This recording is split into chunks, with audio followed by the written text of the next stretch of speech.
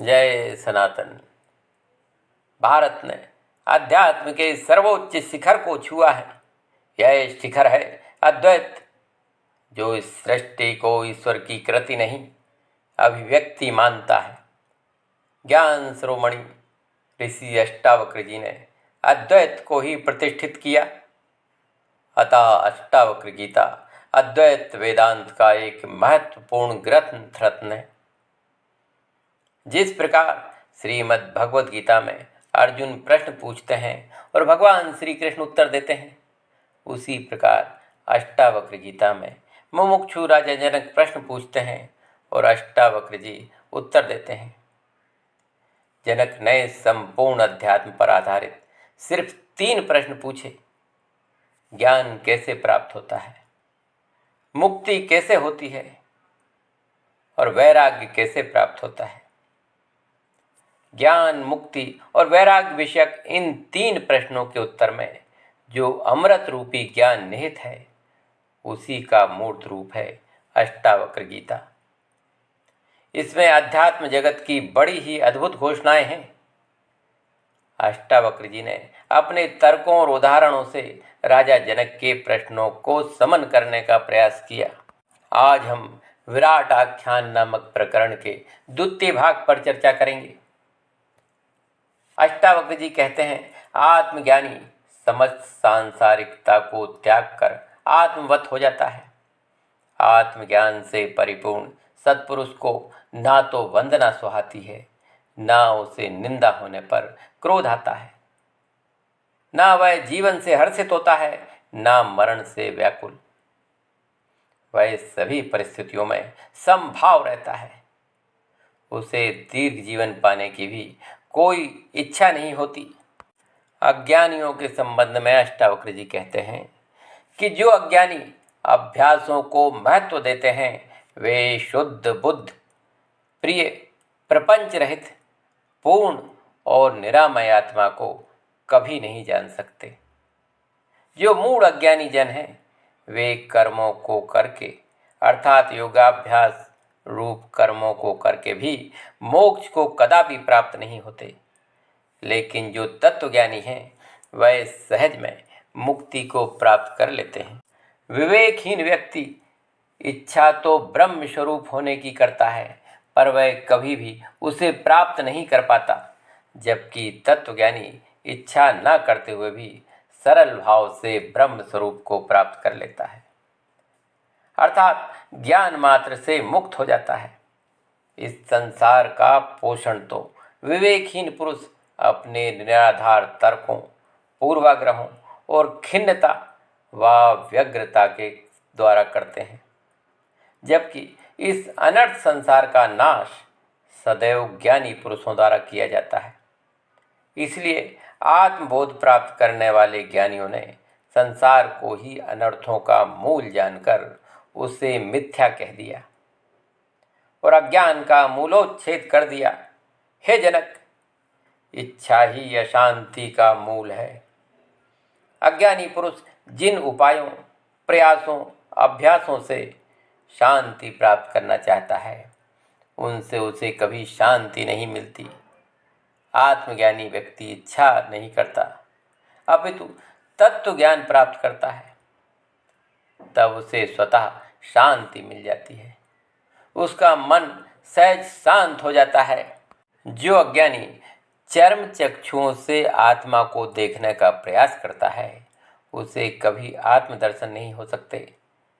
ज्ञानी कुछ भी देखने या ना देखने वाला होकर भी सहज रूप से अविनाशी आत्मा को देखता है, जो कि निज स्वरूप है।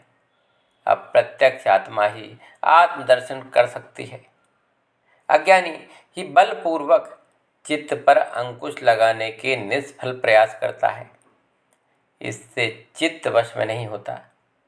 यह तो धीर पुरुष आत्मज्ञानी ही हैं, जो बिना किसी प्रयास के सहज रूप से चित्त वृत्ति का निरोध कर देता है। ज्ञानी का मन ज्ञान मात्र से, स्वरूप ज्ञान से, विश्वास से स्वयं निरुद्ध चित्त संयत हो जाता है।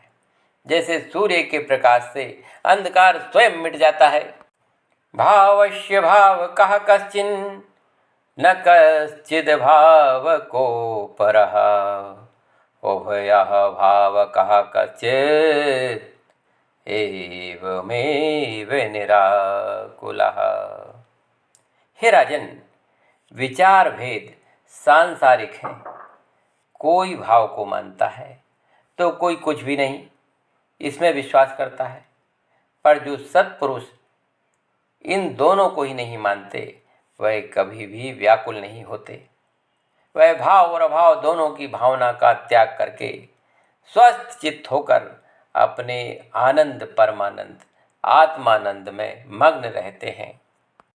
दोस्तों ध्यान दीजिए, यदि आप श्रीमद् भगवद गीता के श्रवण का आनंद लेना चाहते हो तो इसी चैनल पर श्रीमद् भगवद गीता को बड़े ही सरल शब्दों में व्यक्त किया गया है, तो चैनल को सब्सक्राइब अवश्य कर लीजिए और श्रीमद् भगवद गीता एवं अन्य सनातन ग्रंथों के श्रवण का आनंद लीजिए।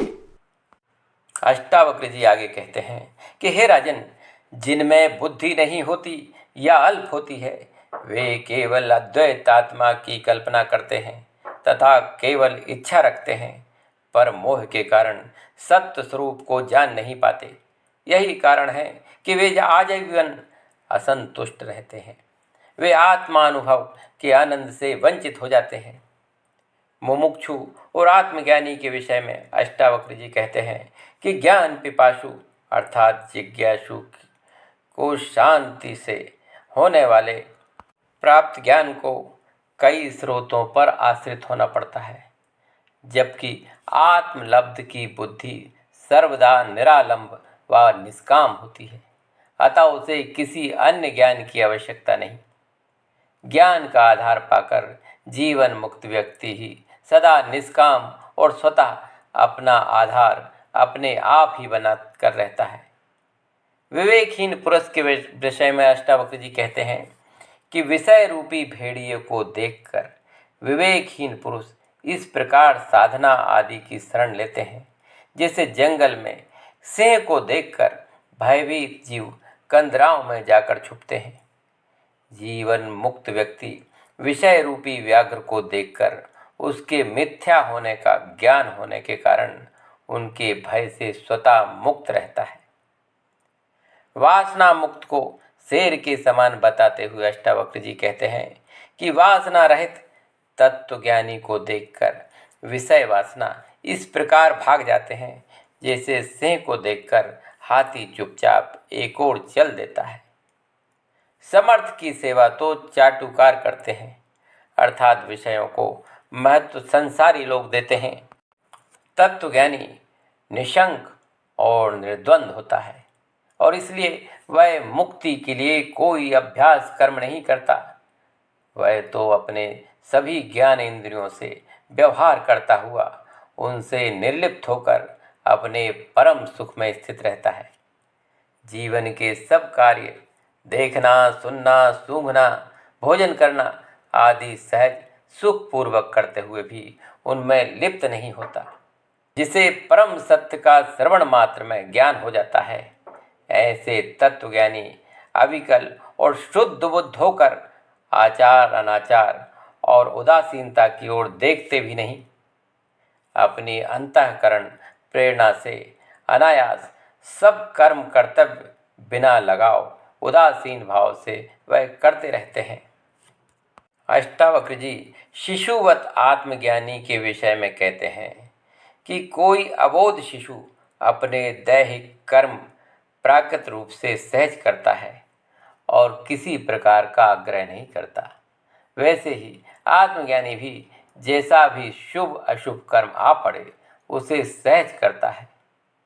जीवन मुक्त व्यक्ति पराधीन होकर अपने कर्तव्य नहीं करता, वरन स्वतंत्र मन से करता है, इसलिए उसे अपने कार्यों से सुख मिलता है। अतः आत्मा को जानकर स्वतंत्र हो जाता है। व्यक्ति अपने आत्मा को अकर्ता व अभोक्ता मानकर निश्चय हो जाता है तो उसके चित्त की वृत्तियां सहज में समाप्त हो जाती हैं। सभी प्रकार की कल्पनाओं से मुक्त होकर सभी बंधनों को तोड़कर आत्मज्ञानी कभी तो महाभोगों का आनंद लेता है, कभी निर्जन गुफाओं या तपते पर्वतों पर भी विराजमान हो जाता है। वह निष्काम भाव से कर्म करते हुए भी कर्म बंधन से बनता नहीं। श्रेष्ठ ब्राह्मणों, देवों व देवस्थानों, अनिंद्य सुंदरी स्त्रियों और राजपद तथा अति प्रिय को देखने से भी ज्ञानी को कोई वासना नहीं होती। वह शुद्ध व शांत चित्त रहता है। आत्मज्ञानी की विशेषता बताते हुए अष्टावक्र जी कहते हैं कि वह अपने निकट संबंधियों, सेवकों, पुत्र पुत्रियों, पत्नी प्रपोत्रों आदि से तिरस्कार मिलने या अपमान करके लांछित करने पर भी क्लांत या शांत नहीं होता। वह प्रत्येक स्थिति में परम शांति को प्राप्त करता है। आत्मज्ञान को प्राप्त कर चुका वह संतुष्ट होते हुए भी संतुष्ट नहीं होता, खिन्न होते हुए भी असहज नहीं होता। उसकी मना स्थिति का अनुमान केवल वे ही लगा सकते हैं जो स्वयं आत्मज्ञानी होने का अनुभव प्राप्त कर चुके हैं। यह संसार कर्तव्यों से संचालित है। इस सत्य का निश्चय करके ही शून्यकार, निराकार, निर्विकार और निरामय आत्मज्ञानी इस संसार को कोई महत्व नहीं देता। सब बंधनों से मुक्त होने के कारण वह निराकार भी कहलाता है। अज्ञानी पुरुष कर्महीन होते हुए भी मन से अशांत रहता है, और जो आत्मज्ञानी है वह कर्मरत रहकर भी सदा प्रसन्न अर्थात व्याकुलता से रहित होता है। जीवन मुक्त अज्ञानी व्यावहारिकों में आत्मसुख करके ही स्थित रहता है। उठते बैठते, शयन करते, आते जाते, संपूर्ण क्रियाओं को करते हुए भी विद्वान शांत चित्त वाला होता है। अष्टावक्र जी कहते हैं कि तत्वज्ञानी सहज रूप से जगत में व्यवहाररत रहता हुआ लेश मात्र भी दुख की अनुभूति नहीं करता। जैसे महासागर बिना किसी क्षोभ और बिना किसी क्लेश के शोभायमान रहता है, क्योंकि उसे आत्मज्ञान को अपने स्वभाव का अंग बना लिया है।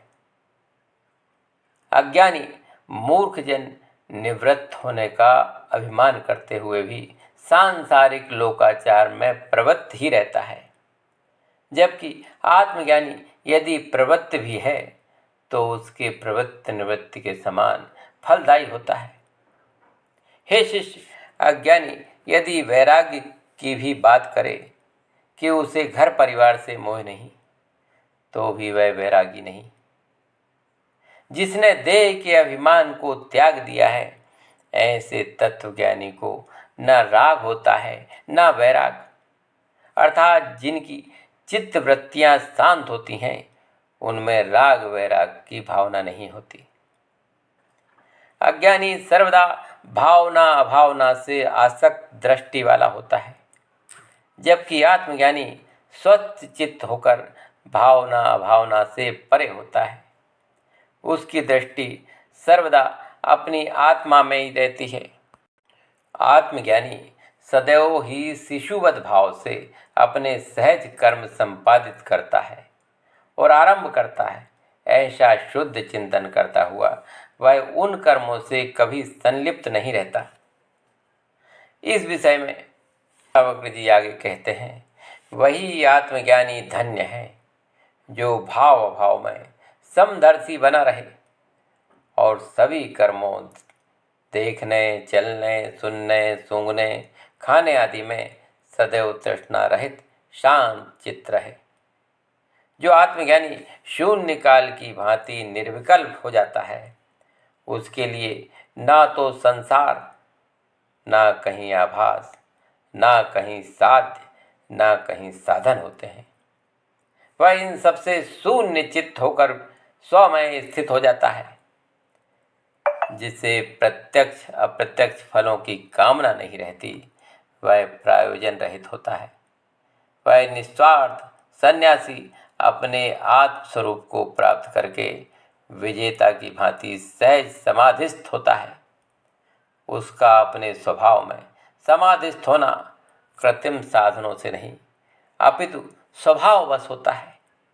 यानी संसार के भोगों और भोगों के सुख से मुक्त होने की आकांक्षा से रहित है, वही सच्चा जीवन मुक्त है।